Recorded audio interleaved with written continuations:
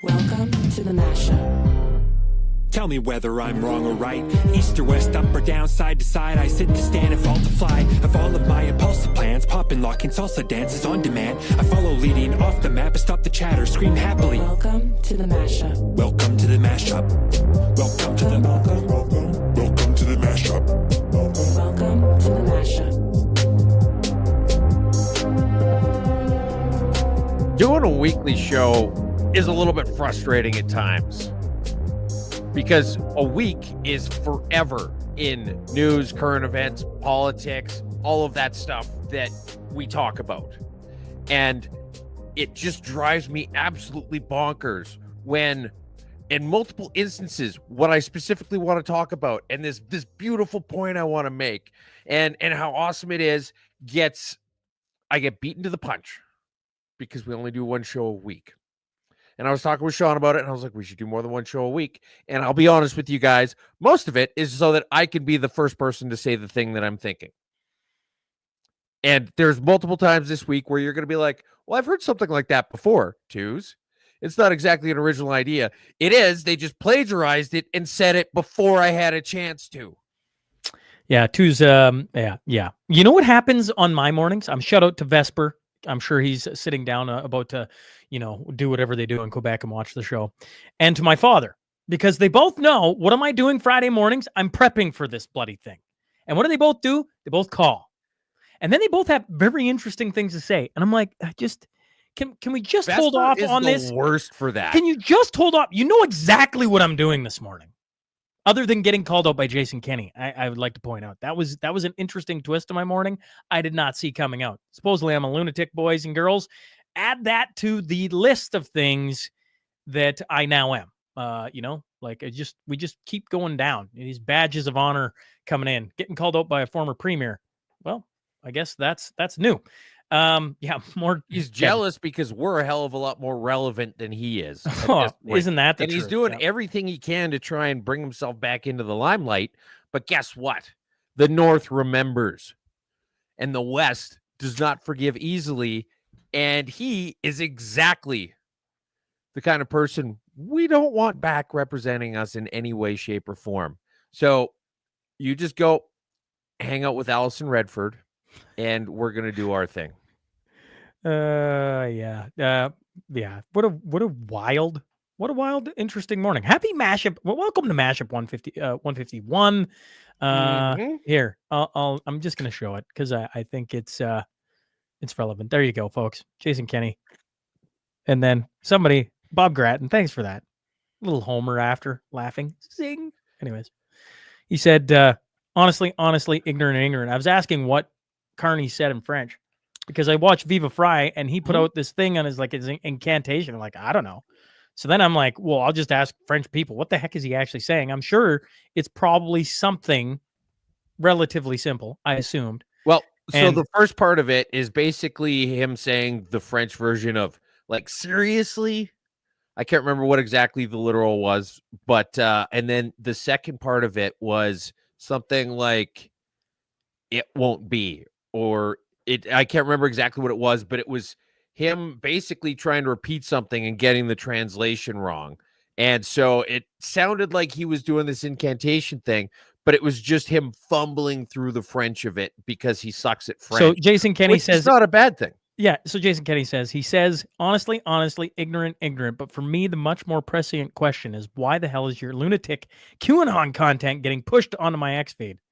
So that was interesting. I said I should probably add SMP represents conservative Jason Kenney, Western values, and you, sir, are a blue tie wearing liberal.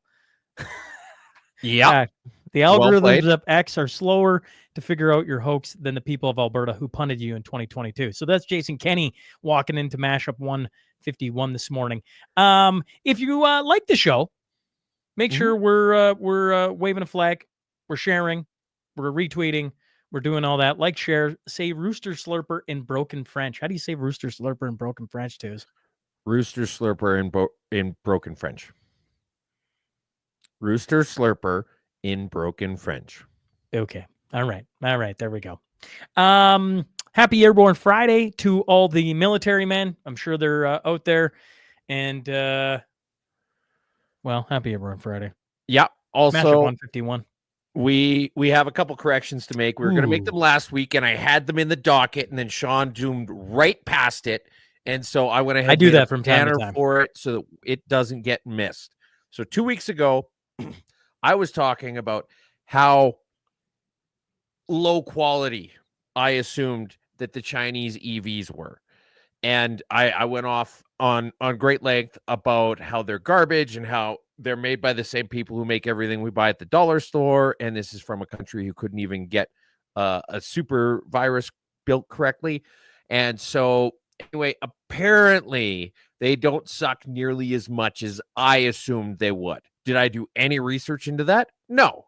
I thought it was pretty self-evident. Whenever something breaks, you say, oh yeah, obviously it's made in China.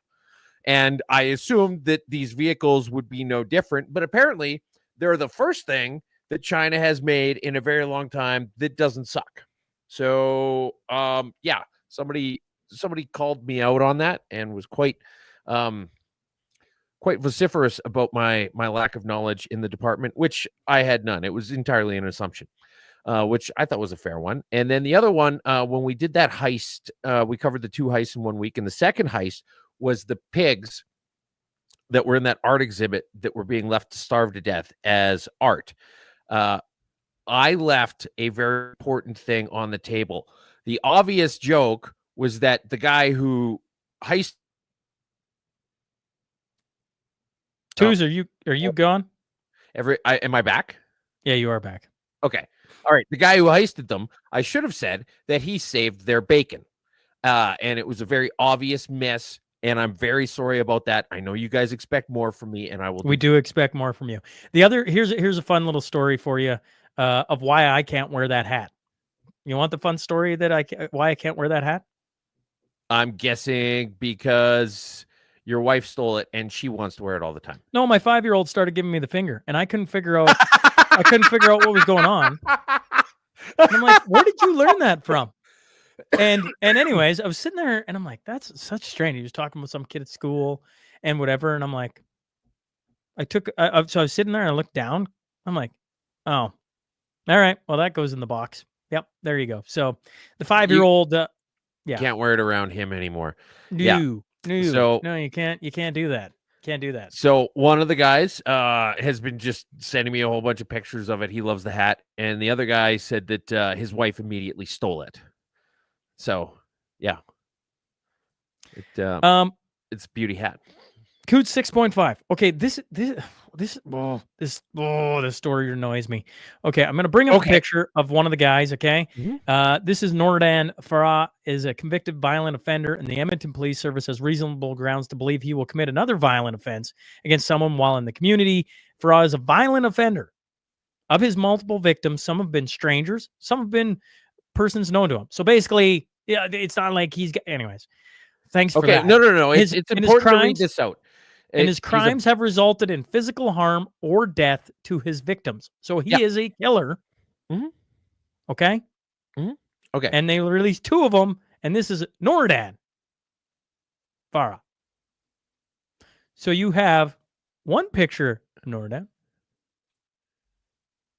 He's done this before, is my understanding. Oh, you don't get this. Okay, okay, here's the significance of this. We're gonna go to my screen for a second. Oh shoot, I gotta remove yours and then put mine on. They did a change here. Okay, so this is March 24th, 2025. Here's a picture of him, Nordan Farah, 36 years old. Farah will be residing in Edmonton after being released from jail on Monday, March 24th, 2025. He's currently subject to a court order with conditions and will be managed by behavioral assessment. He's a violent offender. Of his multiple victims, some have been strangers and some have been persons known to him. His crimes have resulted in physical harm or death to his victim. Now, this is because this put out, he's a convicted violent offender, and Edmonton Police has reasonable grounds to believe he will commit another violent offense against someone while in the community. And that's why they put this out. Now, the second one is from June 2024. Nordan Farah, 35 years old. That guy put on city miles past him a while, I tell you. This is 6 months ago. He will be residing in Edmonton after being released from jail on June 6th. Behavioral Assessment Unit of the Edmonton Police Services is currently applying for a peace bond. Farah is a violent offender of his multiple victims. Some have been strangers and some have been persons known to him. His crimes have resulted in physical harm or death to his victims. They literally released the same guy 6 months later. All they did was update his photo and his age. They let him out 6 months ago. He ended up back in jail. They're letting him out again. The warning against the high risk to reoffend is copy-pasted from the one 6 months ago. This is why I'm appreciating having a co-host, folks. Thanks, Toos. What did I do wrong? You did everything right. For once, you've done. I'm actually complimenting you. I'm actually These 151 mashups. I go to compliment Toos, and he's like, "What did I do wrong?" I'm like, "You did nothing." I'm suspicious. I literally, it doesn't matter. That was fantastic. I should have allowed Toos to lead off with the Coots 6.5 because his anyways, perfect. Absolutely. It's perfect and absolutely insane all at the same time. I was literally talking to Dad when he called about this, and I lost my crap on the phone, and then anyways, doesn't matter. I literally wrote, it doesn't matter what I'm seeing on my side. That's why you got a co-host, folks. All right. Well done, Toos. All right. Well, we're going to talk election. I have a massive election. Yeah. Well, let's listen, folks. This week there is a ton to cover. A ton to cover. Okay, Elections Canada has been in touch with social media platforms about election misinformation. Chief Electoral Officer Stéphane Perreault told reporters on Monday that he has reached out to social media sites such as X and TikTok to seek their support in making this election a secure election. He has said he has been satisfied with the response so far. Quoted, "We'll see what action actually takes place during the election. Hopefully they won't have to intervene, but if there are issues, hopefully they will be true to their word," he said. Yep. It also subhead report from from foreign interference inquiry said disinformation, excuse me, single biggest risk to our democracy. Doesn't it make you the tiniest bit suspicious when Elections Canada is parroting word for word the diatribe that has been coming from the Liberals for years? Yeah. Well, this right here is election probably something, right? Yep. I mean, you go, yeah, we're on the list of things that they're like, don't like that. Do not. Well, what am I? A lunatic QAnon man now? Okay, Yes. Sure. Mm-hmm. Yeah. For wanting to understand what Carney babbled in French. Yeah. So next one, Mark Carney faces plagiarism accusations for 1995 Oxford doctoral thesis. Now, Mark Carney, you may remember, current leader of the Liberal Party. We technically don't have a prime minister right now, so he's just the Liberal Party leader. Sure. Does not have a seat. He scrapped the carbon tax, the consumer carbon tax. He's campaigning on removing GST for homes under $1 million. He is getting rid of the capital gains tax increase that just went through. All conservative platform planks. And now it turns out that he has a long history of plagiarism. And the interesting thing, I'm not going to get too far into it. You guys should absolutely go read this. Here. Let's see here. I got to sign in. Okay. Well, it's not. You should absolutely go read this. Well, crap. I didn't realize it was going to kick me out. Here's the difference between an article like this and the crap you see from the CBC. See, when the CBC throws out a bunch of stuff, it's just largely unsubstantiated. They don't back it up with anything. And then that way, when they do throw out BS, then it's not immediately evident in their articles. This goes through exactly, if we go down to the bottom of it, they've got the exact excerpts from his thesis and from where he plagiarized them from all the way through. This is how you write a news article, and it's very well done. Let me remove you there. Pull you in here. They've been calling out saying it's very unprofessional. Why is he using his wife and kids on the campaign trail? Here in Canada, we're so messed up. It's like I'm a guy back. wants. I'm back. What? If you lost, Oh, I keep losing twos. Twos, are you there? I don't know. I can see you. Anyways, Pierre Poilievre, he's been getting called out for having his kids, his wife on the campaign trail. I'm like, isn't that what a healthy human being does? Brings their family along. Oh wait, no, we got to wait until they're divorced, and it'd be like they're divorced for a long time, and then you go to a Taylor Swift concert and to different things, and you take pictures of it. What was the movie you went to? Barbie. Like, punch me in the face, people. Come on, Canadians, be better. And I know this isn't our audience. I'm just like, yeah. Look at the quote tweets. There's so many. So he got ratioed just on quote tweets, and it's all just example after example of liberals, NDP people using their kids in campaign stuff. And so here's the thing: is the classic India picture. I can't see a darn thing you're sharing right now. Just throwing that out there. Well, darn. We're having fun this morning. Maybe, do you want to exit and come back in too? I don't know what you want to do right now. I can see and hear you. I'll tee some up for you. But basically the point is that we have just endless examples of other parties doing this. And this is just the classic. It's the left. It's bad when other people do it. It's fine when we do it. Election interference, foreign interference, cheating, the $16 orange juice versus SNC Lavalin. We don't care when it's our guy because it's our guy. And we care when it's your guy because it's your guy. Whereas on this side of things, we care about the actual thing that happens. If you need to ask yourself, if you see something in the news and you're like, well, I wonder if that's something I think is good or bad. And before you make that decision, you need to find out who the person doing it was. You don't have integrity. Okay? That's it. Okay? I'm going to jump out of this real quick. And I'm going to try and just tether off my phone. But you're fine right now, Twos. Like you're coming in loud and clear. So I just can't see anything you're sharing. Is this showing up? I don't know. And somebody comment. Can anybody see what he's sharing? Because I can't. No, bring back up your screen. Let's just see if can anyone see what he's sharing? I can see it on mine.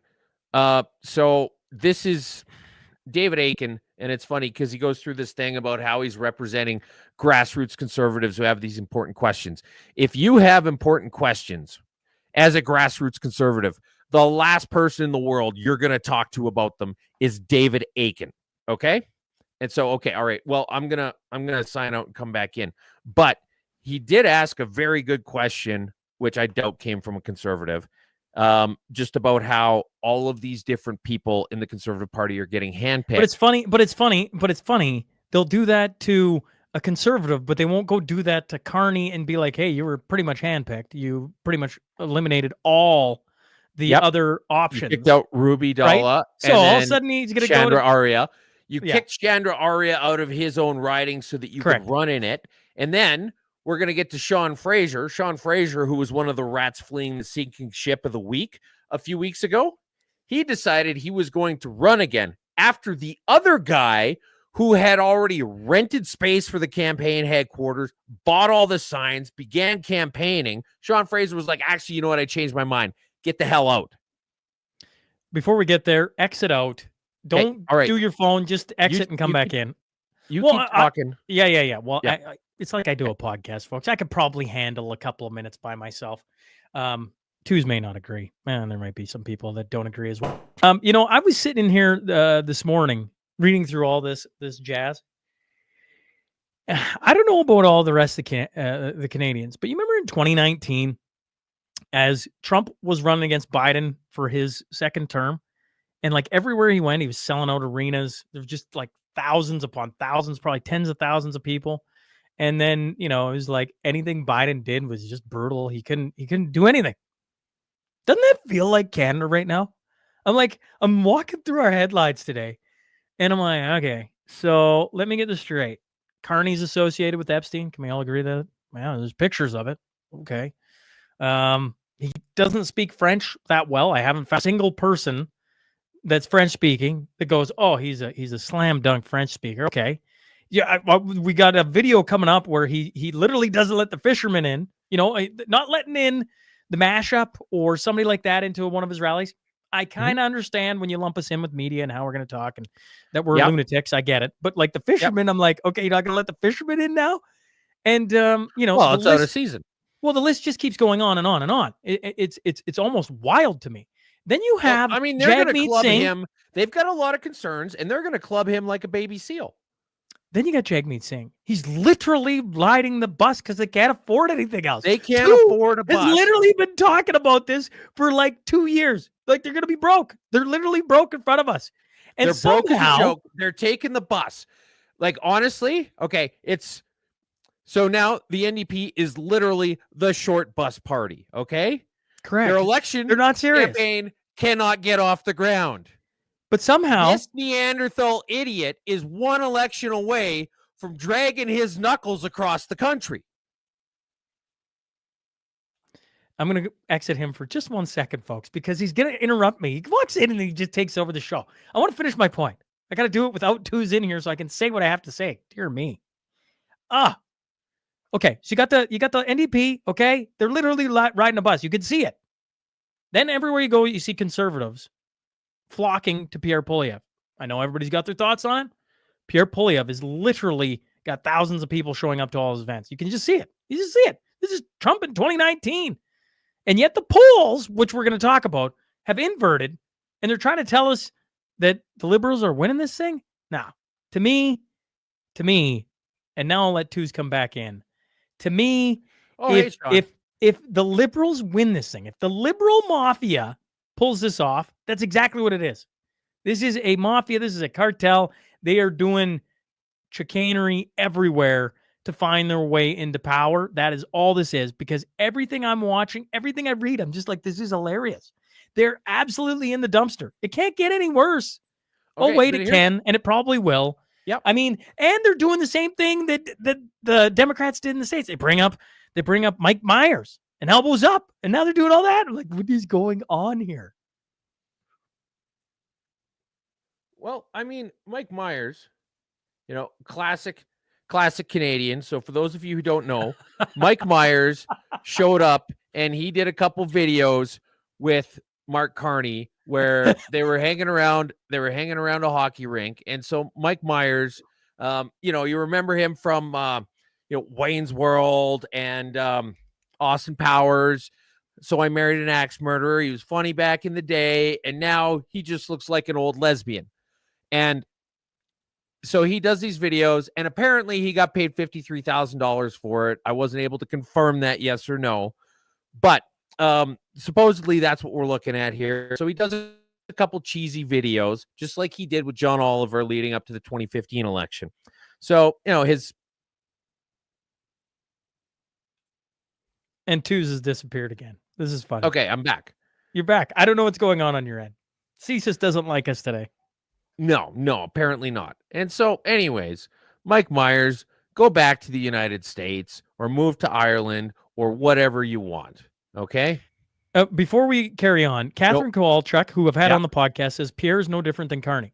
And all I'm pointing out, Catherine, is when you look at what's happening across Canada, every sign shows the Liberals are in the tank, the NDP is broke, and the Conservatives are surging.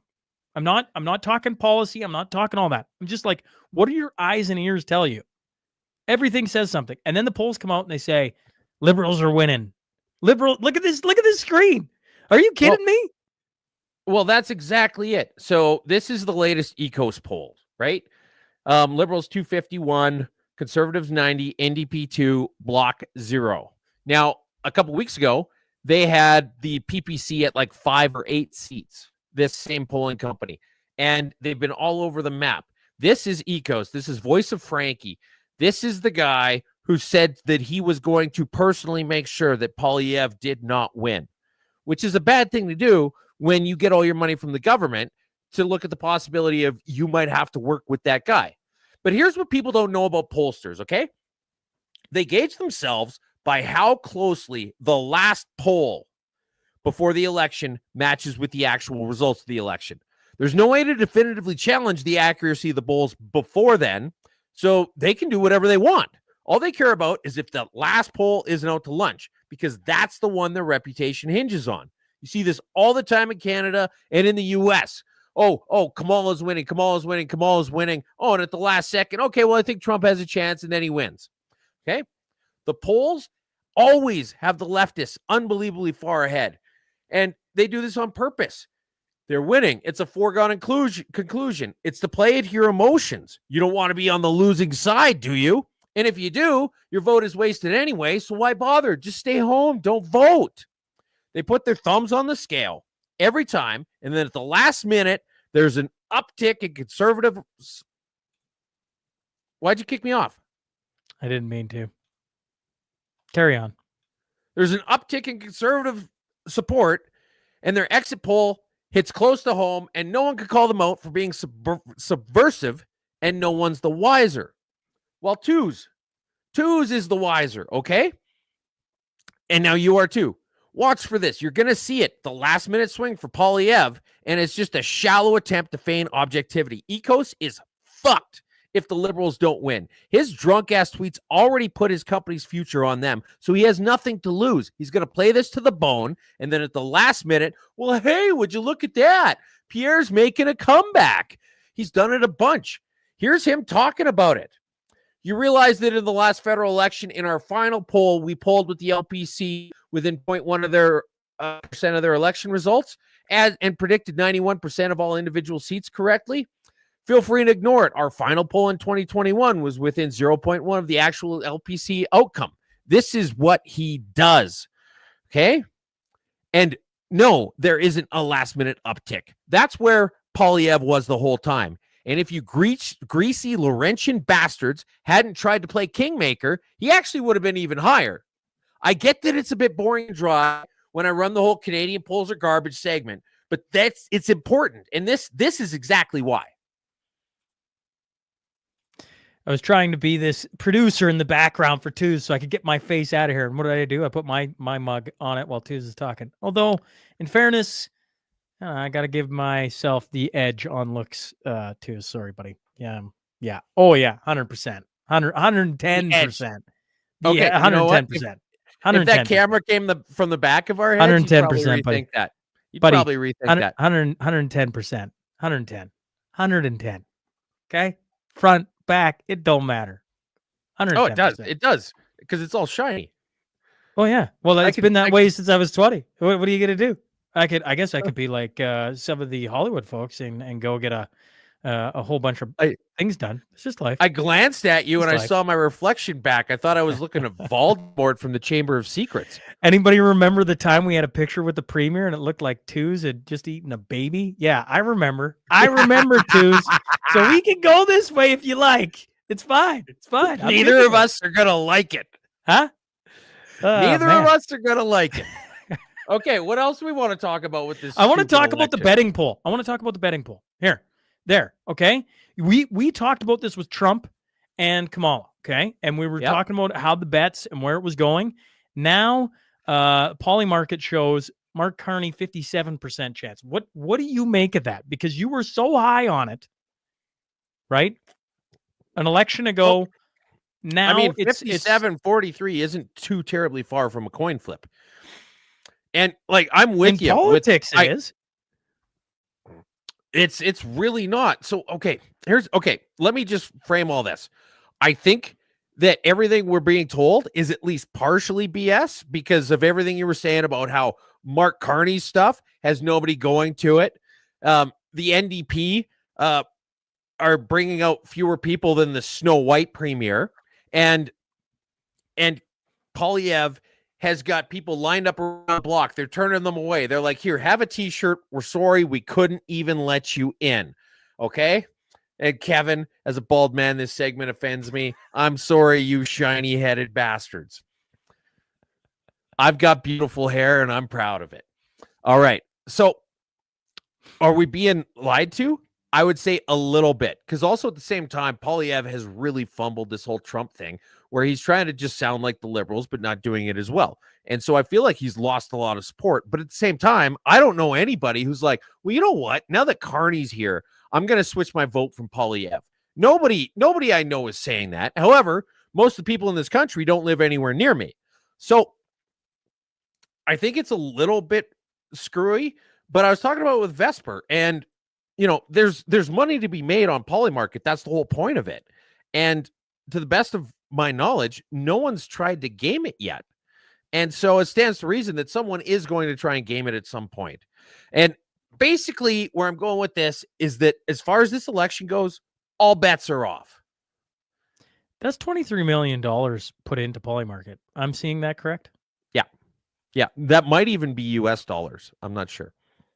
That's a big old gamble. But then again, we know some gamblers. No, you were talking about the guy kicking the person out who'd already put out signs. Walk me through this. Okay, so Sean Fraser, former housing minister and former immigration minister, two portfolios that I would say have done very poorly under the Liberals, to put it mildly. So he had said a few weeks ago that he was going to retire from politics to spend more time with his family. And then, as soon as things started to look like they were turning around for the Liberals, meanwhile, his successor's already been named. The riding already has a person picked. He's got signs made. He's got a campaign headquarters. He started doing photo ops and door knocking. And then as soon as the perceived fortunes of the Liberals changed, Sean Fraser was like, just kidding, get out. This is my spot. I want it back. I know I said I wanted to spend more time with my family, but I did it for 2 weeks and I can't stand them. It's been really interesting because one of the segments we've done here for like how many mashups has been rats fleeing the ship, the sinking ship, and now it's completely the rats opposite. are jumping back on the Yeah, and like booting off people on the boat. Nope, you're out. Like I'm back on this sucker. It's like it's kind of interesting to watch in one breath. You're like kind of like this is wild.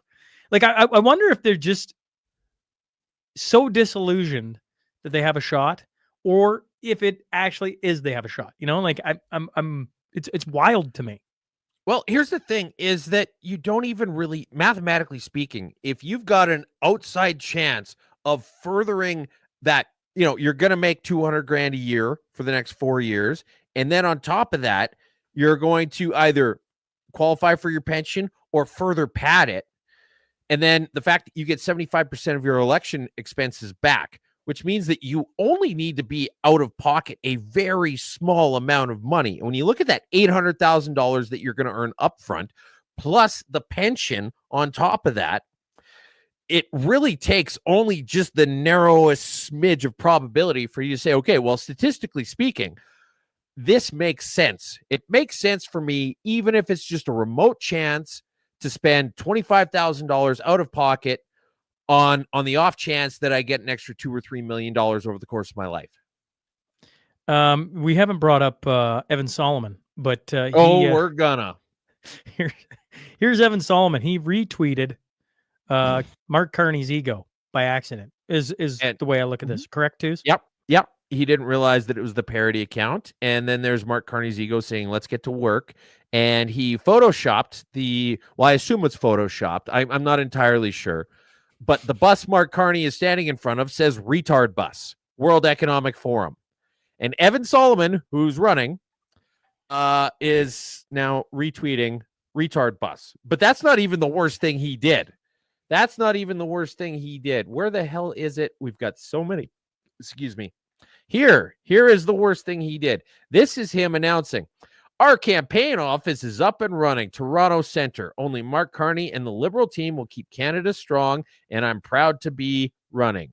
Here is his picture where he's standing in front of the big sign with him and Mark Carney.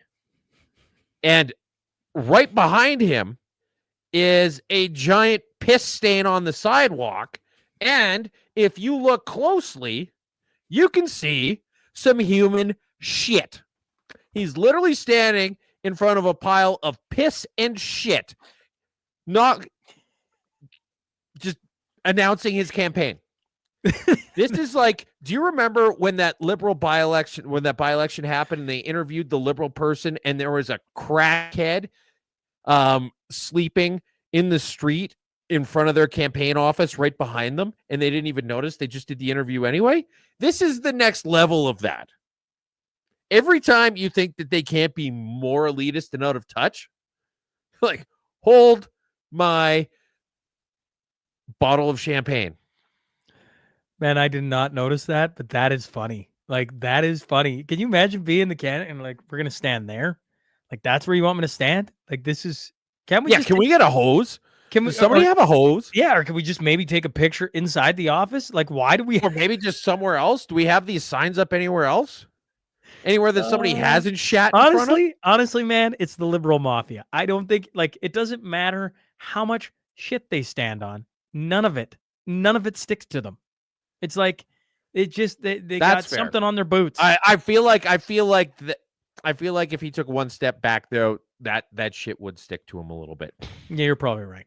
Homing once again. Liberal leader Mark Carney, I don't know, I can't spit this out, unveiled a $2 billion proposal to protect Canada's auto industry while in Windsor, Ontario on Wednesday, one of the front lines in the tariff war, calling it a strategic response fund. Carney said the money would be used to boost the auto sector's competitiveness, protect manufacturing jobs, help workers gain expertise, and build a fortified Canadian supply chain. You know what's really missing from this announcement, Sean?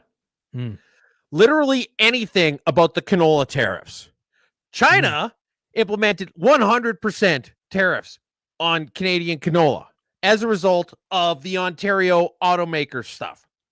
And no response. Crickets. Nothing. We are ignoring them completely. How many more times are we going to turn a blind eye to that country? All right? They released a giant virus that shut us down. Well, our government shut us down for years. Where's the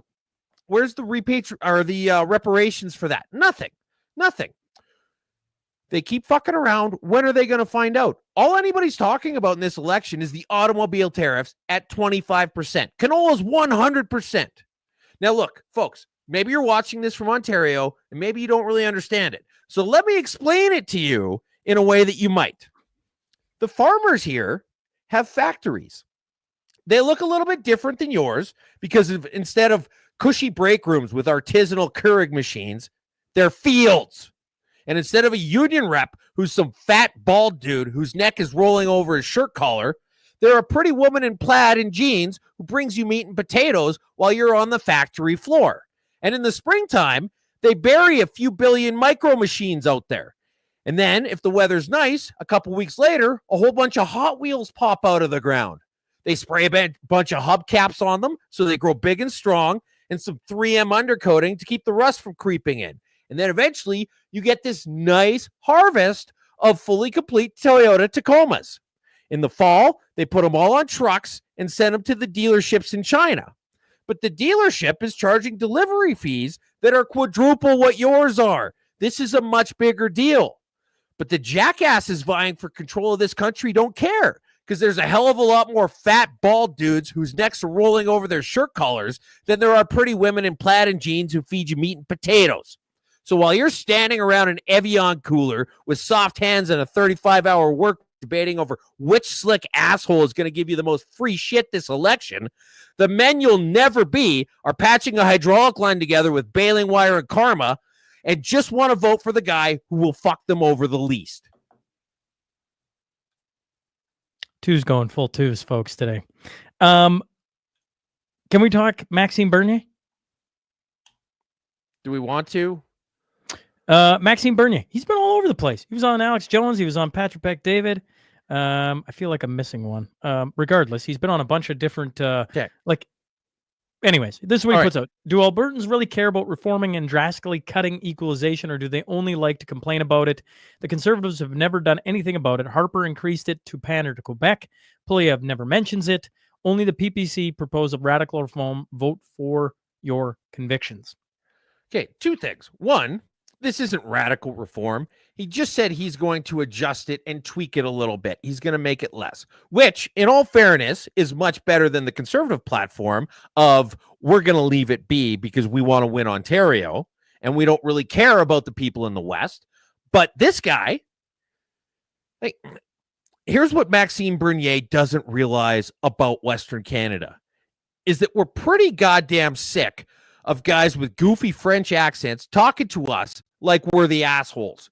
Do Albertans really care about reforming and drastically cutting equalization, or do they only like to complain about it?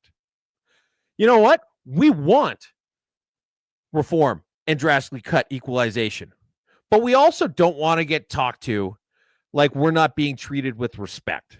And so this, despite the fact that you're hitting the right notes policy-wise, we've had 10 years of the guy in charge in Ottawa talking to us like we're a bunch of jerks. We don't need more of it from you. Smarten up. Sean is gone.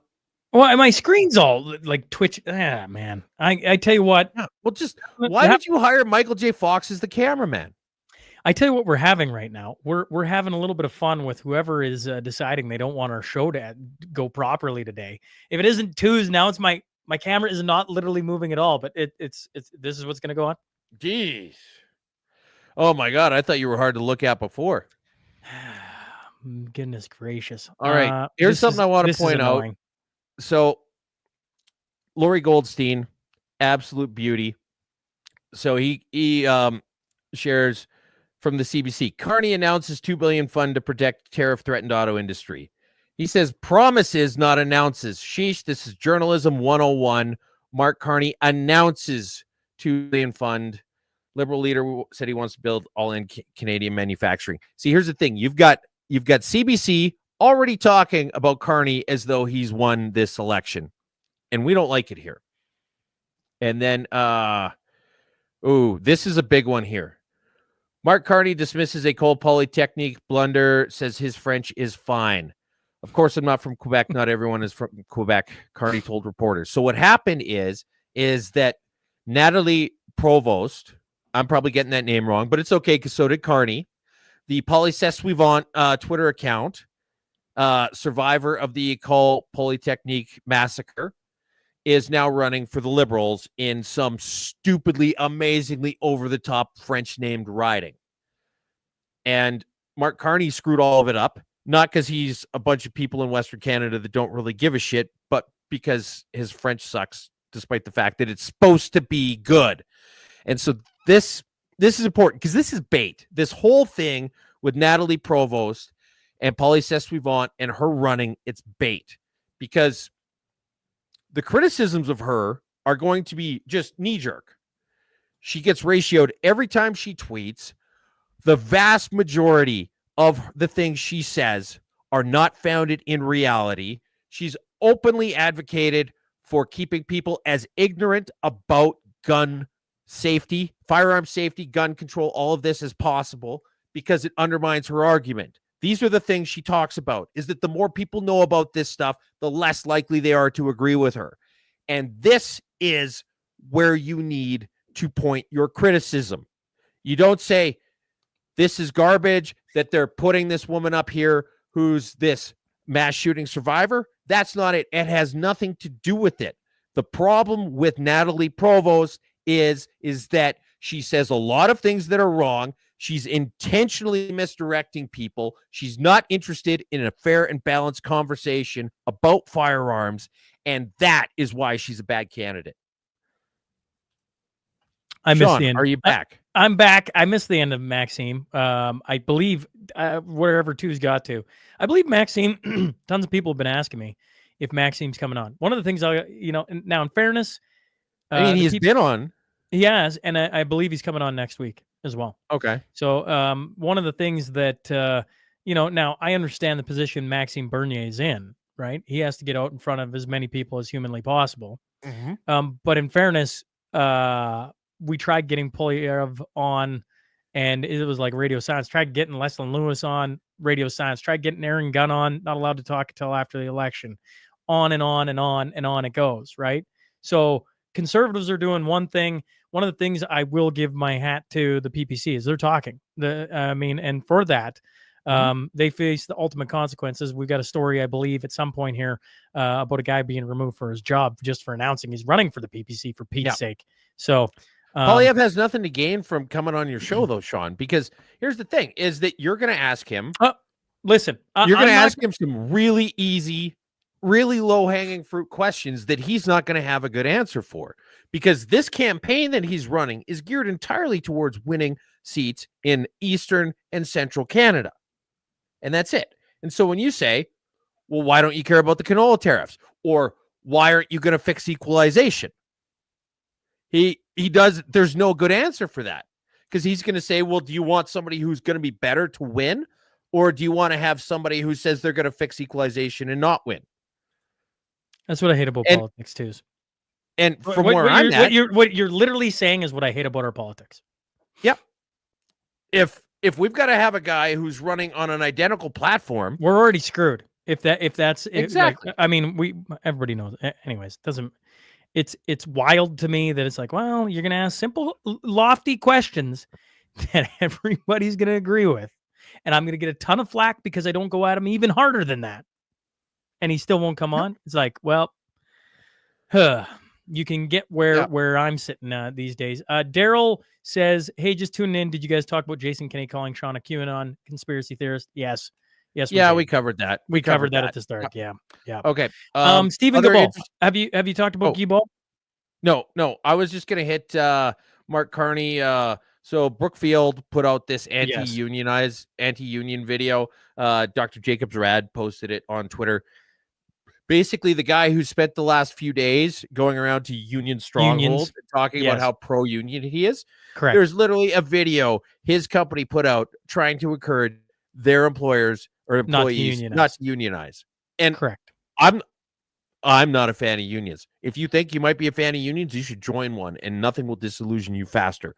But I think it's really funny that this isn't getting the traction it ought to, for the amount of double stances that he's had. Well, I mean, it's just par for the liberal mafia, man. They're going to say whatever they can to get into power because that's all they want. They just want power. This should not shock anyone. This is what they're doing. Now, did we talk about Mark Carney not debating in French against Pierre? Yeah. So TVA, which is like, from what I understand, the media in fucking Quebec that people actually listen to, rather than Radio Canada, which actually, believe it or not, does TV as well. Radio Canada isn't just radio. It's just got a dumb name, kind of like Mark Carney. And so, anyway, there's a debate that was going to happen on TVA, which is like TV Nouvelles Baguette. And your French sounds as good as Carney's. Yeah. And can somebody in the comments tell me what Tooz just said there? I'm not a lunatic. I just want to know what he said there. I don't understand garble. So it's the name of the organization. So anyway, and they said, okay, well, if Carney's not coming on, we're not going to have the debate, which is stupid. You should absolutely have an empty podium there and say, and have his name right in front of it. And then be like, okay, and we'll get the next question from Mark Carney. Okay. Okay, no answer. And then we go to the next person. You point out the fact that he cares so little about the French culture and the amazing poutine that they have and all the equalization money that they get, that he cares so little about that he's going to bow out of this debate. That's how you address it. And if you do that, they're going to be like, okay, well, I guess maybe we will go on there. Paradoxy, great to see you join in. He or she, actually, I don't know if is it a he? Is it she? Doesn't matter. Better late than never. Happy Friday. Happy Friday. And then there's a pronunciation. Okay. And then Tom Mulcair came out saying that people should not vote NDP this election. I'd answer, but then I'd look like a Q conspiracy theorist. Oh, we got okay. All right, Sean, pay attention here. Tom Mulcair, former leader of the NDP and former head of the opposition, said that people shouldn't vote NDP this election. Now, for those of you wondering why he would say something like this, well, two things. One, it runs a smoke screen for the NDP, who are not a serious party. They don't even have a plane, okay?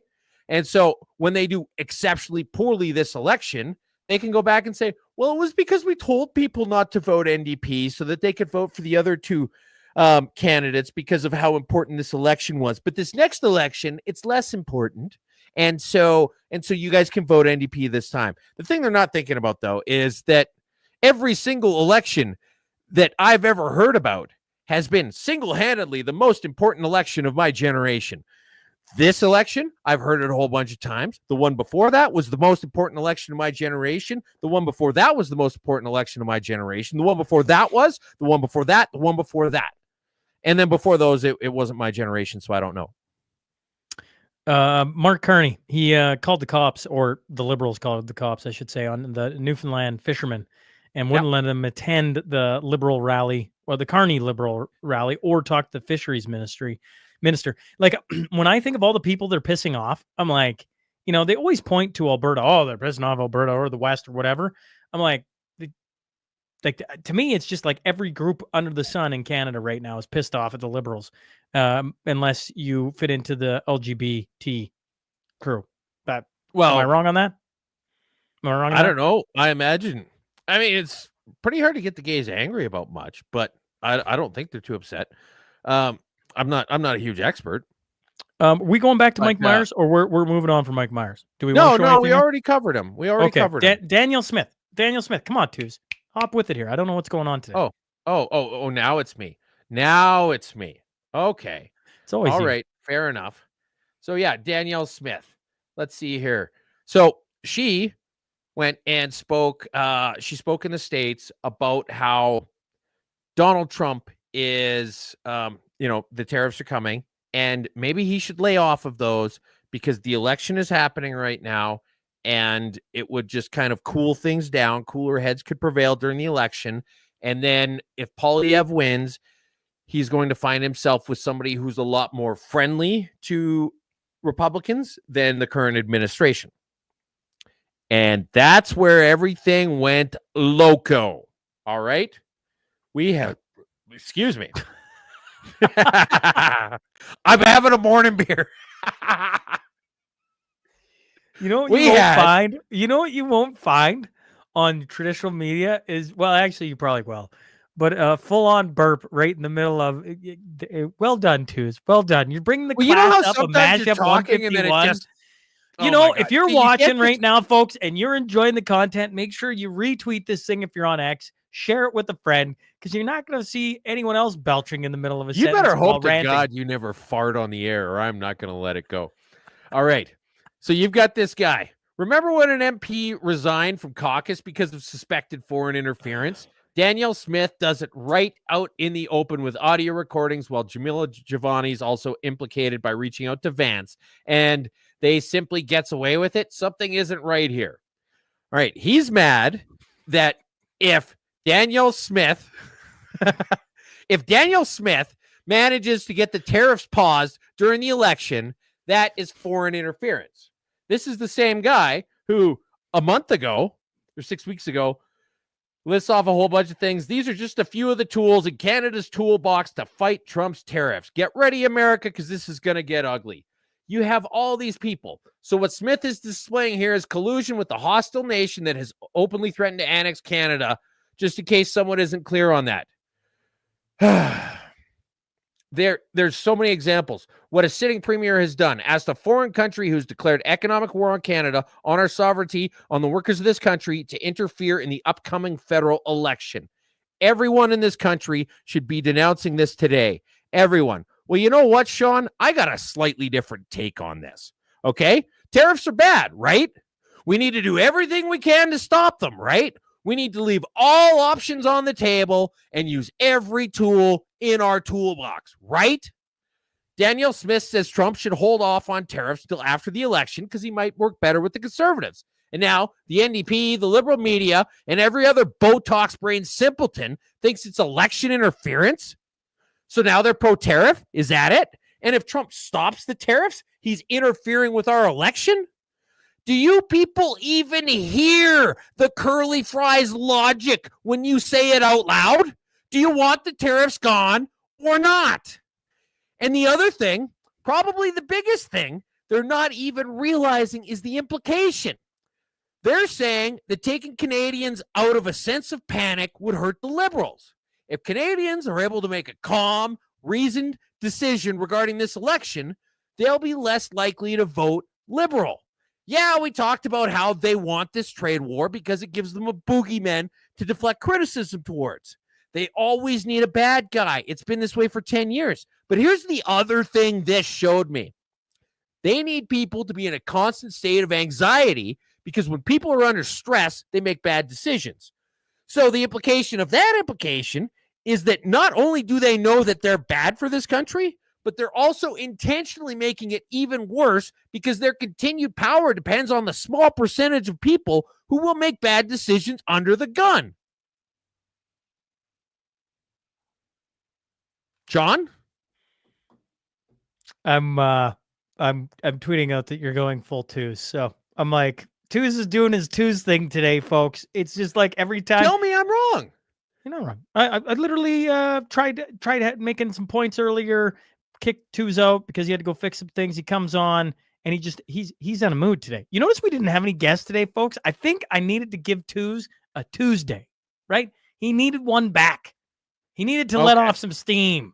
Well, that nobody's responding to our emails and texts and DMs. Well, what the hell's up with you people? We're a bunch of lunatics on this side. Yeah. Okay? You know, lunatics. That's what we are. Yeah. The whole thing attacking Danielle Smith is insane. Like, you've literally got the Alberta NDP advocating for tariffs because if you get them taken away, it's going to hurt the Liberal re-election chances. Here, Cindy, I wanted to just say to Cindy, Sir Vadius, I got booted off your show and then couldn't find you again. That's by looks of it on YouTube. So you gotta love or hate YouTube. I pretty much go on the second column. But we're on Rumble, we're on X, we're on Facebook, we're all over the place. And if you ever miss the show, folks, it does come up on it airs on the on Spotify and Apple and everything as well. Just in case you get booted off and you can't find us, or YouTube's doing YouTube things, come on over to X, Rumble. Like I say, those two in particular have been fantastic. Yes, everybody commenting on full twos. They've been missed. It seems like everybody's been waiting for a Tuesday, you know, like, well, you tried cutting me off last time. Oh my goodness. Tried cutting you off, folks. I literally got to talk. Like, you see what I put up with here? He comes in after being gone and I'm in the middle of a point. Most people would sit and wait for the end of the point. And then, it Twos comes, guns a blazing. That's and so anyway, I started blasting. That's right.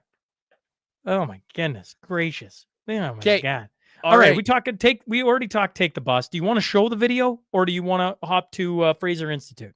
Well, it's just this one's actually kind of funny. I'm not going to play the whole thing. I'm just going to play just a tiny bit of it. But here's Jagmeet Singh handling a question about the bus very effectively. And it's a question from the CBC, no less.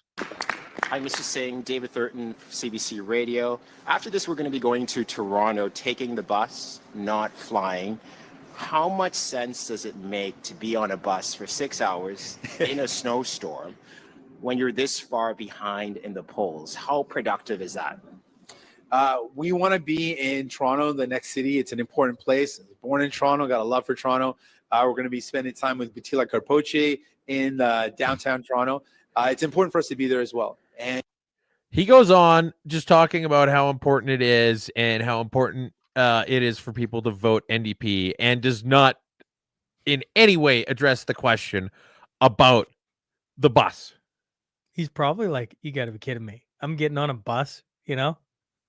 Can you imagine playing in the NHL and then getting demoted to, like, I don't know, the East Coast? Or it's not like even Major League. Demoted to the Utah hockey team. And it's like, we're flying to Dallas tonight? Nope, we're taking the bus. What? Yeah, we got to save money. We're Utah. It's just like in Major League. And then this is actually kind of funny. You're at an NDP rally, seriously. You guys are fucking all retarded.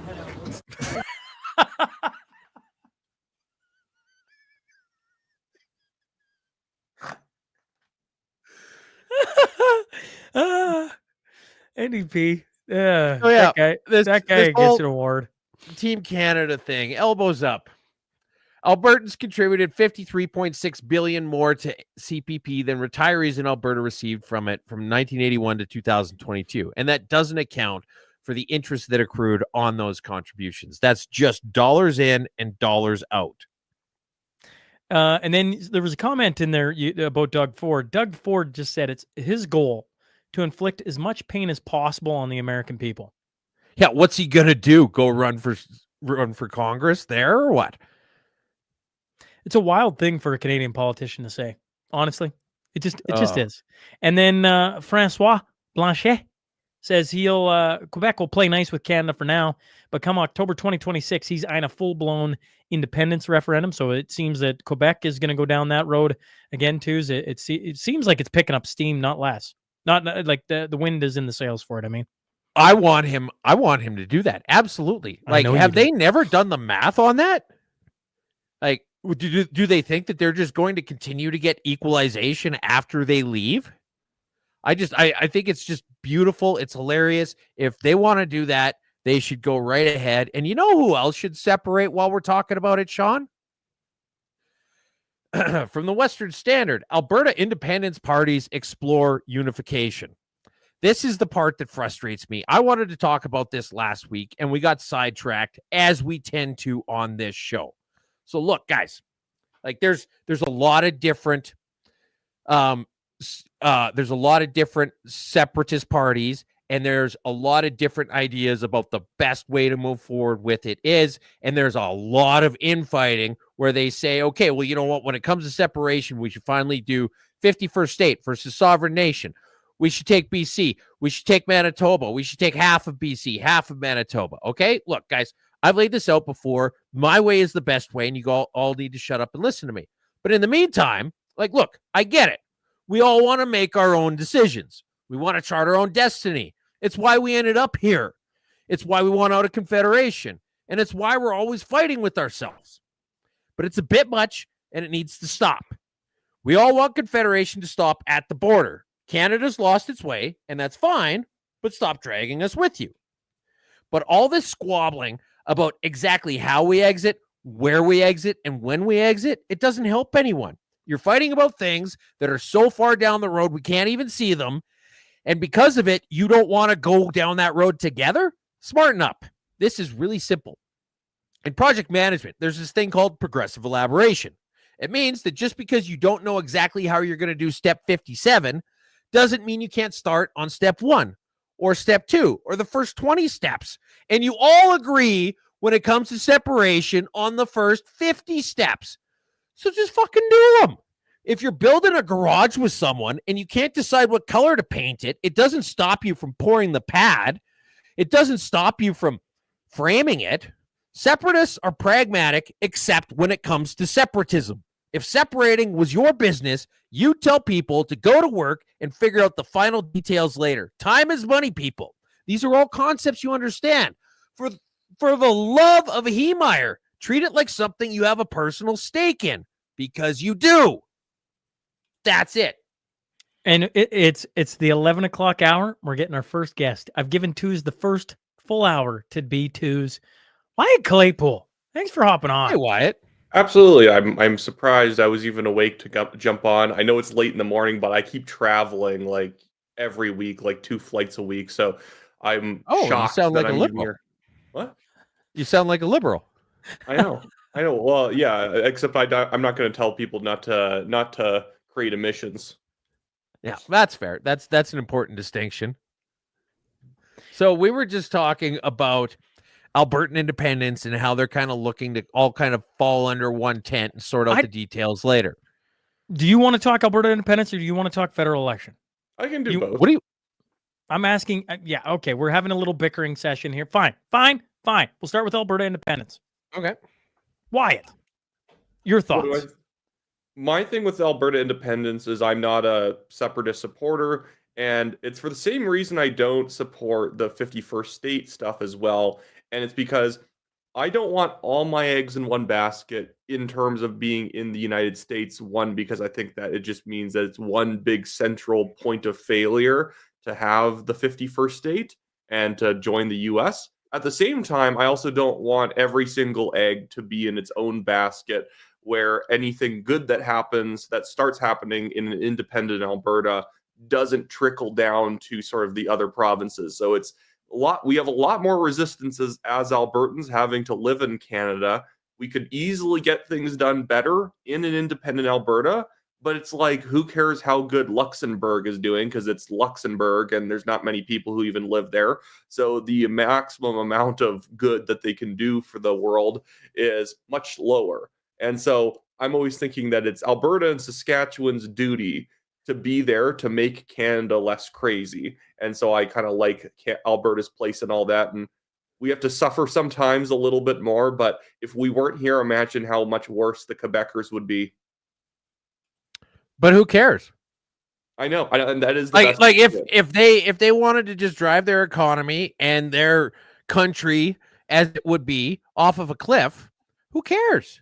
Like, I don't see. I'm not sure. I don't see the upside to Canada. Like if you said if Alberta, Saskatchewan, whatever area in the prairies you wanted to pick was its own independent nation state, and Canada came to them today with the current deal as it is, you don't get a say in who runs the country. You can't get anything developed. You can't build any pipelines. There's no interprovincial trade. And I will say that we are, though, to a certain extent, we are literally the only reason a conservative government can even be elected at all. And that is a good thing. Because if you take even Saskatchewan just out, or if you just take Alberta out, now the playing field is literally impossible for any conservative trying to actually change the country. Whereas then truly it is that Quebec and Ontario pick who wins. But it's not our country anymore at that point. So, I mean, like, I feel like if they want to drive themselves off a cliff, they're more than welcome to. Let us get out of the car. Right? Rather than slowly dragging us over that cliff with them.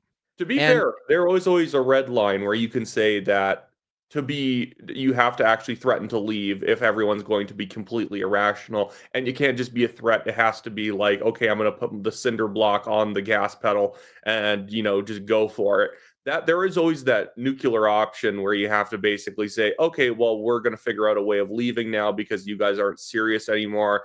And I think this election, maybe you could argue, is probably one of those ones where if the Liberals win a majority government, that's like, Eastern Canada's not serious about even looking at what each of the parties is trying to offer. So what's the point of trying to work with them when they are not being rational anymore? So are you saying that you would be potentially considering the idea of Western separation if the Liberals do win in a month? I'm the type of person who I'm not going to be wearing the T-shirt, but if it went to a referendum, it depends on the situation. I could go either way. I'm not going to be like, I'm not Harrison Faulkner here where I'm like, no, we must always stay in Confederation forever. Like, it's more so I'm going to be more resistant to it than like a maximalist. There are, as we know, probably separatists who back in like 2005 were like, oh, the whole thing doesn't work. And they've been like that the entire time. And in effect, I find that they make the worst arguments because when every like, oh my goodness, some small thing happened in Eastern Canada. See, this is why we need to go. It's like, but then I find it actually has killed the movement because now you can easily stereotype it. Well, I don't know. I would say that I've been that person for a while, and the fact that there's a multitude of examples doesn't disprove what I'm saying. In fact, I would say it probably does more to prove it. Mm-hmm. I would say that every Canadian is on a spectrum of where you're at, Wyatt. Obviously, there's the separatists or the independents that's been there for a long time, but there is a ton of people that want to stay in Canada and have Canada deep down in their heart. This is the greatest thing ever. We're the greatest country. We're a peacekeeping nation. Go back to all the slogans we used to have that made sense for who we are. And they're looking at this and going, well, if we get the unthinkable, a Carney government, they're going to get on board with what we're talking about in independence real fast, is my opinion. And because we're holding out that Pierre's going to win. And I go back to what I said earlier in the thing. And I know people are in the comments are going to be like, oh, Pierre's one of them, and on and on. I get it. But if you look at what's happening right now in the federal election, all the things we've talked about for the last hour, everything shows that Pierre's going to win. Can I at least agree with that? I'm not talking polls. I'm not talking any of that. I'm talking how many people are showing up. I'm talking the fact that they can take a plane and not have to travel on a bus, et cetera, et cetera. Everything, the signs point to Pierre being in there. Now, some of the things he's done with the United States and on have definitely stifled some of that. But if Pierre doesn't win, if Mark Carney gets in, an elitist, globalist, tack on any other word you want to stick there, the fact he can't do anything right, at least in my opinion, there's going to be a ton of people that can hold on for Canada all they want. All they want. But it's happening right in front of us. It's breaking apart right in front of us. And the idea of Canada is falling apart. The argument for it is falling apart. The thing with independence is it goes in waves. It always goes in waves. When things get tough, it rears up. And I think it's just getting to a breaking point right now where, like, obviously the East doesn't love the same things as the West. Or am I wrong? Well, and I think one of the things that has to be proven, and I think you're right about that, is that what has to be proven is that even given an option where the East is going to have to hurt itself in order to pick the Liberals again, that's where, okay, we can't even negotiate anymore because you guys will even vote against your own best interests out of a sense of like anti-Americanism. And I think that the best case for separatism is push as hard as you possibly can to get Pierre Poilievre in. And then if he betrays you, then you can actually clearly make the argument that it wouldn't have mattered who got in. We would have still been screwed anyways. And I think that if you then start to, and this is what some people have done, I doubt it's you guys, that some people say, oh, vote for Carney because we'll get Wexit out of it. It's like, no, if anything, that would come back to bite you because people would be like, you have actually made the situation worse, not wanting to make it better in order to get your desired outcome. It's like, no. If you actually want it, what you want to do is have Poilievre get in and then see nothing changed. And then you can see, it literally doesn't matter if we elect the guy who everyone loved. We literally are still getting screwed over. The problem with the way you do it. The problem with that theory, though, is there's like these certain times in life where you go, well, if Pierre gets in, now you're how many years? 4 years down the road? Is it 10 years down the road? And now you have to get everything to align all back again to the same point. And you're thinking, well, Canada gets to struggle on. Okay, that's fine.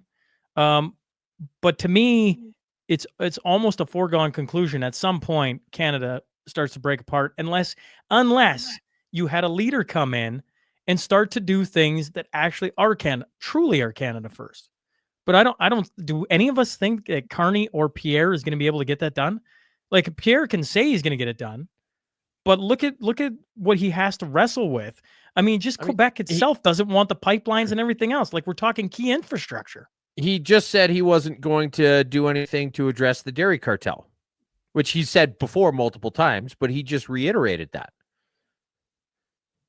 Yeah, definitely. Yeah, I get it in the sense that you're in a federal election.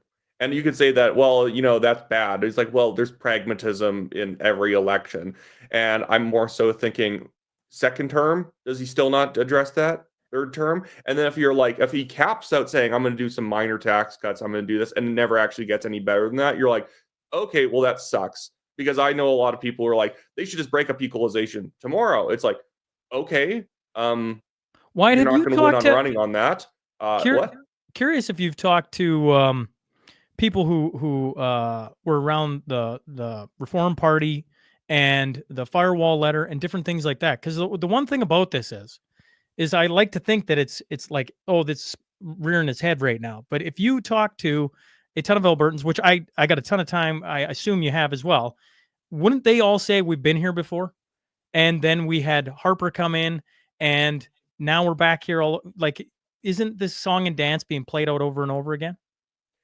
Sure, but it's more so like saying that you always have to take, walk from the bottom of the staircase up to the top rather than just teleporting to the top. You technically do need to do things in a certain order to see whether you can get it or not, where we can't just say we're going to run on like a pure Alberta first platform for Canada, because even if, and I would agree, it's the morally right thing for Canada to actually end equalization and stop basically stepping on the neck of Alberta, taking us for granted.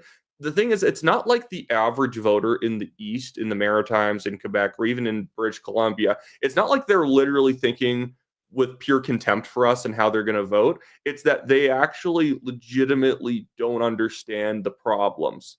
They legitimately don't understand what equalization even is. I guarantee less than 30% of voters actually understand what the system is past the fact that it exists. And I think that that's one of those that always existing problems. And you could blame that, well, Polyev or another conservative leader over time should have been educating people on this. So they knew about it, so that even if you benefit from equalization, you understand how it's straining the Canadian confederation. That this is bad for basically one of the provinces to be paying for everyone's welfare. Like, we're in this household and a bunch of them aren't even working, but everyone in the household votes for whatever best interests them. It's like, yeah, but the thing is, like, that's a very cartoony version of it. People in New Brunswick don't know they're screwing Alberta. People in Quebec may know a little bit more, because I find that they almost take pride in thumbing their nose at people. But someone in Burlington doesn't realize probably that they're taking Alberta taxpayer money to subsidize their worst system in their province. So we need some ADCAR. Yeah. Awareness, desire, knowledge, application, repetition. Mm-hmm. And I think it's funny, though, because, I think you're absolutely right. And I've talked to people from other parts of the country who are like, well, what do you mean we get a bunch of free money that used to be in your pocket? And then you explain it to them, and they're like, well, no, that doesn't. Are you sure about that? Are you sure about that? And it's very true. But at the same time, there's a lot of people that when you try and explain it to them, they're like, I don't care. You guys can just deal with it. Oh, no. And you definitely will get that.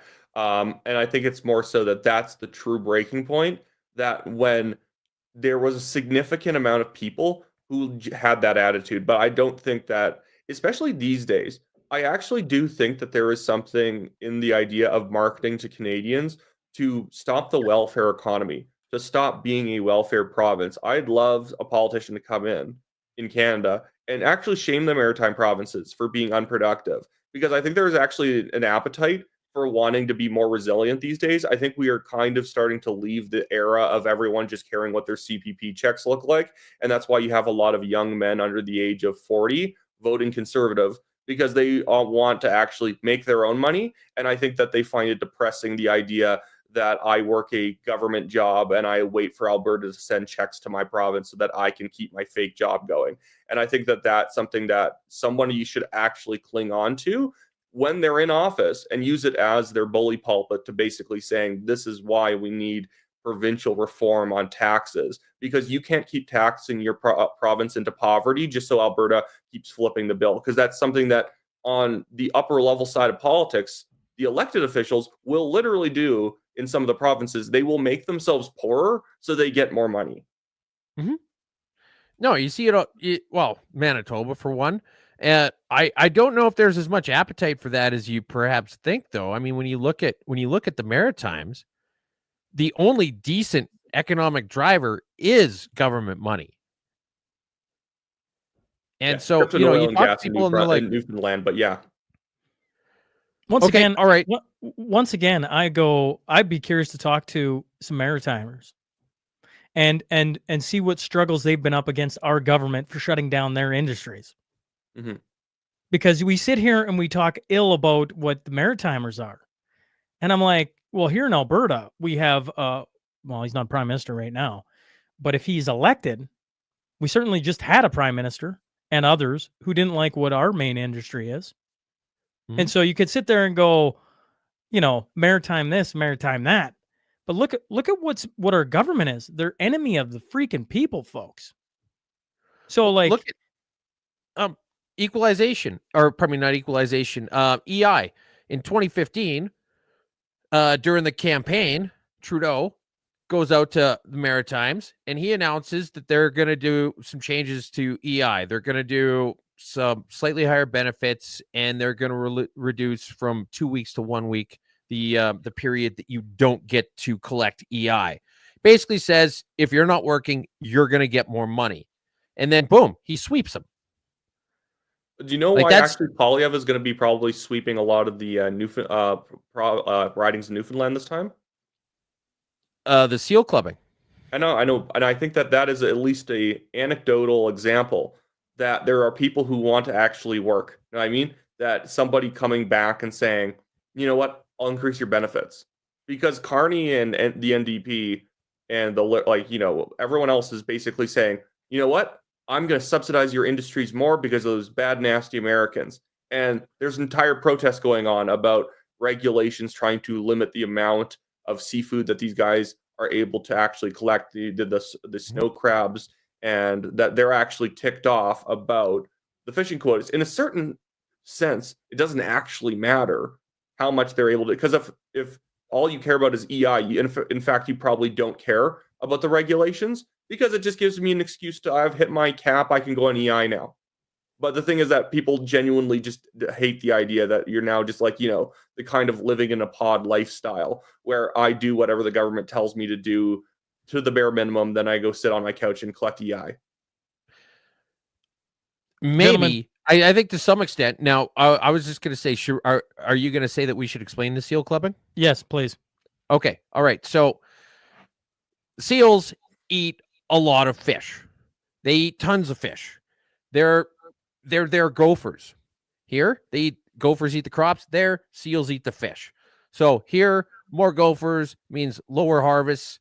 There, more seals means lower harvests. And it's been illegal to shoot gophers, more metaphorically speaking, in Newfoundland for a long time, because they used to just go out onto the ice and club all the baby seals, because one bit dead seal is that much fewer fish that get eaten that they can then catch and sell. And so Polyev has promised to bring that back and make it legal again to club seals, because they're the Newfoundland gophers. And by the way, the funny thing is that people would usually consider that like a big political risk, like what you're in favor of. Seal clubbing, something that is synonymous with doing something terrible. It's like, okay, people in downtown Toronto Starbuckses can talk with their friends about how outraged they are about it, but they were already voting Liberal. It's actually such an ingenious move to back this, because the only people who actually are deciding how they are going to vote on this all live in the Maritimes, and they will all vote yes for like whoever wants that. Why? What do you think? Do you think that who do you like? If you were putting money on it, Pierre, Mark, Maxime, whoever is leading the Green Party, is it May still? I don't know. Doesn't matter. It's May and somebody else. Right. Yeah, who would you be putting? Who Who would you be putting your money on? in terms of like winning the election? Correct. It would be Polyev, and I think that at the moment, though, that it's probably going to be a minority government, which, this sounds odd, might actually be the best outcome, because the one thing that needs to happen probably is that the Conservative Party needs a whack upside the head, even if they win, because the ways that they've been messing with nominations, and they've been appointing absolute turkey candidates all around the country. Really, we touched on that real quickly. Yeah. Yeah, and you've got a lot of experience with that. Yeah, I do. I literally have my card for when I was running in Calgary Signal Hill here, and I got kicked out because no reason. Basically, they didn't want me to beat Jeremy Nixon, and even though Jeremy Nixon was effectively getting propped up by HQ and a bunch of other stuff going on, got the official list to go campaigning. This is after I got kicked out, but he got the official list before some of the other candidates 12 days in advance. He still loses Signal Hill's nomination. And then he was just given Confederation like a few days ago. They just let him run in Calgary Confederation. Glenn Weber stepping down. Let's just throw the guy in who couldn't win in Signal Hill, despite everything. And then we have like people out in Surrey who, Harjit Singh Gill, who ran for the NDP in 2019. and is a full-on Khalistani, like radical Sikh separatist. That guy is now the candidate for the Conservatives in 2025. And by the way, they kicked out 4 candidates just so they could claim him because he's such a star, apparently, even though he got absolutely clobbered as an NDP candidate in 2019. And I don't know why he's a particularly good candidate this time. Just people being disallowed, saying, oh, you're too outspoken. I'm like, guys, the leader is at his best when he's outspoken. I know don't have people made candidates who can't stop firing and they just open fire on everything and they are disruptive. And in fact, they can't work with other people because they just want to say what they're going to say and they'll constantly contradict the platform. I get that. That's not what's been going on in nominations. There are so many people who are like lobbyists or consultants who have become candidates. And it's not because of a conspiracy. It's because they're just lazy and they want people who don't even rock the boat at all. That former CTV lady in Toronto or somewhere around there, I can't remember her name. That absolute rocket who was going to be running for the Conservatives and then got told, oh, okay, actually you can't even be on the ballot. Maddow, National Post. Yes, thank you. Do you know something hilarious? The first interview that Pierre Poilievre did right after he became a leader was a video podcast interview with Sabrina Maddow at the National Post headquarters. And he even said, we need to reform nominations because we cannot have party officials and HQ staff coming out from on high and picking somebody or putting their finger on the scale so their friend wins. And it's like, it's literally been probably its worst point ever in terms of how that's been operating. Absolutely. It's hilarious how I can see a good candidate from across the room and I'm like, that guy's going to get kicked out. What did he do? Nothing. He's done nothing. And I can even tell there's so many people in the party because I'm friendly with like 95% of people in the party. This is not the party itself, the fabric of the party that hates grassroots people. It's that here's the thing with Poilievre. Poilievre does not like nitty-gritty internal governance management. So he passes off to people he's known for like 15 years because Poilievre tends to trust people he's known for a very long time, just his personality. But those people don't care about anything he said about nominations, and they'll do whatever they want. You'll see yesterday he was actually asked a question saying, why was Mike DeYoung kicked out of Abbotsford South Langley? And now it's some 24-year-old kid. And I'm not saying like that is a jab because someone's young. I'm 25. I was 24 when I was running for mine. But just some 24-year-old guy who needed to get waivers to get into the race, who probably cheated for the nomination. Like, reports of people voting multiple times, just walking in and out of the ballot station, pretending they're different people. This guy was made the candidate. Mike DeYoung was not good enough. I know he was a BC Liberal, but to be fair, he started running as a Conservative. And to be fair, the BC Liberals were always in the more red Tory-ish type party since there wasn't a Conservative party. When asked about why was Mike DeYoung kicked out and why was he not good enough, Poilievre literally didn't have an answer. He says, well, we're running local legend candidates. We're running people who are known in their communities. I'm like, you're running the 24-year-old Blueberry Prince in this riding who's never done anything. Like, he literally had to ask me, because I was in Abbotsford at the time, in August. He had to ask me, like, basic questions about how to start a campaign and how to do a website. And somehow he sells 2,500 memberships in the next month. You're making the case for Alberta independence, and you don't even realize it. Like, I would say I identify problems that need to be solved because I'm not delusional in the sense that everything's fine, just let it play out. My thing is that if these problems start never being solved, then referendum comes up and I vote yes.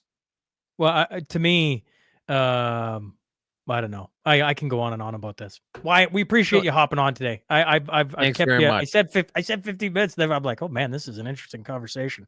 Oh, Wyatt, yeah. we appreciate you giving us some time today, and keep up the good work. And we'll look forward to following along. If people haven't searched you out on X, they should. Wyatt Clayool. Again, thanks for National Telegraph on YouTube. I have to get to 100,000 subscribers, or I owe all my friends dinner in December. There you go. How many are you at? We're at 48,000. There you go. Go give them Obviously, a elections follow. are good for subscribers. Yes, 100%. Perfect. Maybe that's my secret goal too. I want a minority government, so then we have another election in a year and a half, and I get to do all this over again.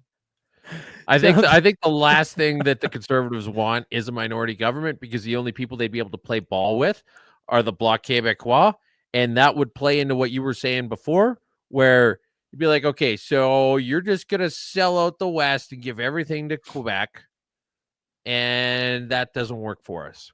To be fair, though, then the Conservatives could use the Bloc Québécois being in coalition with them to try and get some of the easy stuff done, demonstrate, see, the Bloc's not serious about getting other things done, and then they can call an election on that kind of election referendum issue that we need to do X because the Bloc wouldn't let us do it, so we need a majority. So, Maybe there's always a silver lining in everything. Wyatt, thanks for hopping on today. Yeah. See you guys later. Thanks for having me on. Take care, my friend. All right. Wyatt Clayool giving us some extra time today. Twos, we got like 3 minutes, and then I got to go. So, okay, you have Toronto rapid councilors. fire. Shut up. Toronto councilors vote to give themselves a 24% raise. In all fairness, and this is very limited, they haven't had a raise beyond inflation since 2006. That means that they've had raises since 2006, and they gave themselves 24%. Lawsuit over Justice for Sean has been dismissed because it decided that the federal government basically does not have duty of care. So they can shut down your business. They can freeze your bank account when you don't want to get an experimental injection. But if that does go poorly for you, they're completely off the hook. They give you all of the downsides on both sides of it, and that's the way our judges have decided it will be. Hudson's Bay managers will get up to $3 million in bonuses, but workers get no severance. Hudson Bay is going out of business, but not before the managers take the last little bit of money with them in their pockets before they leave. PPC candidate believes political views led to his firing. The day after he announced that he was running for the PPC, he got fired from his organization. Probably going to be a pretty cut and dried case of wrongful dismissal. They offered him a severance package with a hush order in it, and he declined that. BC drug decriminalization and safer supply associated with more overdoses. Study shows no shit. 5-year-old girl overdoses on fentanyl in Mission, BC. She was in the bath. Okay. Is this not parenting? Like, to me, like, or am I? So the first story is on research on safe supply and all this stuff, and you're like, this is whatever. The second story is a 5-year-old girl overdosing on fentanyl in a house while she's in the bathtub, and so my initial reaction is that is on absolute parents. Is this not? Well, I mean, or how are you tying it together? Kind of. Like, you think about it. I mean, you know how sometimes you like to have a shower beer? Shower beer are nice. A shower fentanyl. I assume shower when you're fentanyl, a crackhead, really? I assume when you're a crackhead that you're just going to lean out, have a quick little hit while you're scrubbing your junk. It's. I mean, we do it. We just don't do it. It's an extremely. I want to be extremely sad story, right? I mean, it's absolutely brutal. Could you imagine? No, I can't. The guilt. Could you imagine the guilt? No, I can't. And the fact that it's such an obvious thing, and then this is this whole thing. Anyone who keeps fentanyl in their residence should ensure it's always stored in a secure place, out of reach of anyone who is not intending to use it. How about don't have fucking fentanyl? Correct. 23andMe gets judge's approval to sell your DNA. Do I need to say anything more? Was this not some crazy conspiracy theory like a couple of years ago? And you can't trust these people with your genetic information. Now they're going into Chapter 11, and their last ditch is to sell off their whole thing, their shtick, their market differentiator was that we will never sell your information. Okay, so if you're the Golden State Killer, you don't have to worry about getting caught, because the Ancestry.com gave your information away, and then it led to them tracking down your DNA on a whole bunch of crime scenes 40 years later. Okay, you go to 23andMe, everything's locked up, except when that company goes broke, and then everything gets sold at pennies on the dollar. Keir Starmer confirmed ninja swords will be banned by the summer. When we promise action, we take it. No ninja swords. So there's so many so there's no guns in the UK, and so all of the crime is being committed with knives, long knives, and ninja swords. Yes, we don't And need so the now- backstory. Well, no. So Keir Starmer is the Prime Minister of Great Britain or the UK. I don't really understand how that whole works the thing, but that island on the end of Europe, he runs it, and there's so many stabbings that they're going to make ninja swords illegal. Correct. So this is where gun control takes you. I never thought we'd ever see this. Stop the criminals. I never thought we'd see this. I mean, No. because they're ninja swords. You never even see the ninjas. But on this show, we have talked about the other Randy an awful lot. And I am really, really sad to see him go. Part of me believes he's going to find a way to have a resurgence. The other Randy my statement, has officially resigned. The final Randy is resigning from Correct.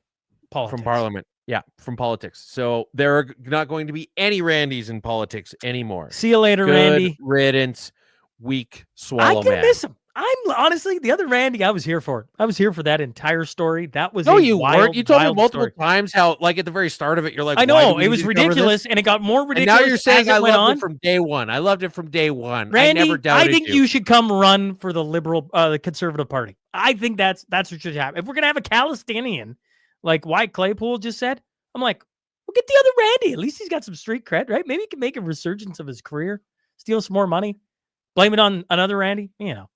The Oilers. All right, You're gonna bring this up. yeah. So for those of you listening and not watching, the Boo. Edmonton Lubricators have come out with a new logo, and it's pretty good. It's bad. Yeah. Yeah. So this is Sean's team.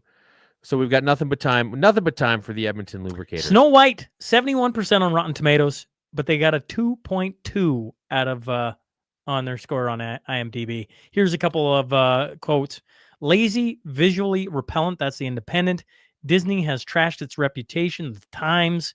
The Huffington Post said a strange hot mess. And this film... The Huffington Post came out of retirement to review this movie. That's how bad it was. Film has a major identity crisis. The BBC. Yeah, the BBC had bad things to say about it, but here's not the B. And we've been talking about this Snow White thing ever since they did the ethnically diverse but not actual dwarfs, like Correct. years ago. And so there was all of these people posting videos of, and these are just tweets talking about it, but all these people saying nobody's. I'm going to go to the theater and they're empty. Empty theaters, empty theaters, empty theaters. And well, it showed. I've got it up here twice. It shows that on Disney films, I looked into it. It is the worst opening weekend for a Disney live action film. The only one that was close to it was Dumbo. No, it was Mufasa. Mufasa was right beside it. It was just a little ahead of it, and then it was Dumbo, or maybe it beat Mufasa. I think Mufasa might even be worse. Oh, which pretty bad. Which shocks you. But they yeah, spent close to $300 million on it. So yeah, and that's what we know about, which means they probably spent something like 4. Plus, they spent another few $100 million marketing it. So this was a very huge money loss for them. And maybe they should just get away from the girl boss tribe. Payments for Teslas under Canada's electric vehicle rebate program have been frozen, pending a government investigation into whether they're valid. Transport Minister Chrystia Freeland said in a statement Tuesday the eligibility criteria for future incentive programs for zero-emission vehicles will be changed to ensure Tesla will not be eligible. So as long as the illegitimate and illegal U.S. tariffs are imposed against Canada, so much for saving the planet, twos. And there's no planet B. There's no planet B. And a Calgary police officer unintentionally fired a round from a service-issued pistol inside district office Sunday morning. Hey, yep. Boy, also boy. on the EV front, Manitoba canceled their subsidy of specifically Teslas because they hate the environment. All right, happy news. Canada's ladies world title. There you go, right there. Well, we're talking curling. Sorry, curling. Yes. Yeah. So Holman out of I think she's in Ottawa, actually, specifically. She's in Ontario. I think it's in Ottawa. She's the skip, and they won back-to-backs. So congratulations to them. And then President Trump said he will pay the two stranded astronauts overtime pay for the 286 days that they were stuck in space, even if he has to do it out of his own pocket. So that's pretty cool. Yeah. He's like, it's the first time I've ever heard of this. Thanks for bringing it up to me. So that was pretty cool. Yep. Community notes. Community notes. Well, I'm going to start with, obviously, the Cornerstone Forum. If you haven't got your tickets yet, that is happening May 10th in Calgary. Looking forward to, well, as Vance Crowe, I was talking to Vance Crowe about it. He's like, man, how about the timing on your event? He's like, it's going to be right after the election. I'm like, yeah, he's like, think if Carney gets in there, how many people are going to be like, holy crap, what do I do? Or if they're, they think something's going to super majority for the Conservatives is going to happen. And it doesn't happen. It's just like, it's timed out well for people to get together and talk some things. So if you're sitting there on the fence about whether you should come or not, it's timed perfectly for right after the federal election, which we're going to have live coverage right here. Us two. Yeah. Yes. That's the other community note, is that we're going to have the best, hands down, not even April 28th. April 28th, live election coverage. Watch it at home, have watch parties, go to a bar and get them to play it. Send us pictures, send us everything. We'll be glad to just air everything. It's going to be a great day. Anything else, Twos? Yeah, I got a couple. So Zane says, if you're in Calgary area this weekend, drop down to the Calgary World of Wheels at the BMO. That's on the Stampede grounds, and watch our Zeebs Battle of the Techs engine assembly race. Now, he sent me a text about this late last night. I was already in bed, so I got to ask him the details of it. But I guess they're just racing to see who can put an engine together the fastest. And I don't know if it has to pull anything or how long it has to run for, what the stipulations are, or how far scrapped down it is. But it's interesting. And, longtime watcher, fan of the show, sponsor of the show. So check that out and support him if you can. And then also Crossfield, Alberta, little town north Calgary, is in the Final Four for Hockeyville this year. Crafts Hockeyville. And then the votes are here. I've got a whole lot to read about this, but the vote is on April 4th from 9:00 Eastern till April 5th at 5 p.m. Eastern. It's over 32 hours. The only town from Western Canada to make the top four. Nobody in Western Canada has won it in the past 9 years. It's for the Pete Knight Memorial Arena, and it's used for hockey, figure skating, community like public skating, shinny, parents and tot skates, high school hockey program, lacrosse, or one high school's graduation, just to name a few. So we're going to be talking about that leading up to it, but vote, support it. I'm guessing there's some kind of an online campaign. I don't know about that just yet, but do what you can to help them get over the finish line with this, and let's not let some bastards in the East win it. Tomorrow is they're doing, Jason Levine and a bunch of people are and friends, I guess, are doing a live stream fundraiser. Dan Hartman had his lawsuit against the Canadian government over teen's sudden death, his son's death. Dismissed by an Ontario judge. So they're raising money for his next lawsuit against Pfizer, or the similar. I think it's the same lawsuit. Either way, that's going to be tomorrow. So if you're on X, and you want to tune into something like that, or you want to donate some money towards Dan Hartman, who lost his son Sean, that's going to be happening tomorrow as well. So, Twos, anything else before we hop out of here? I think that's about it, my friend. Folks, appreciate you hopping in. 151 went a little long today. I'm going to be honest. I thought it was going to be quick, and I was wrong. It was not. But it was a ton of fun. Thanks for hopping in every Friday. 10 a.m. Mountain Standard Time. Us two Yahoos are here. We'll hope you'll join us and share it out there. Like Tu said, April 28th, we're eyeing a big federal election coverage. It's going to be a ton of fun, and we'll hope you join us for that night as well. Twos, till next week. We'll see you then.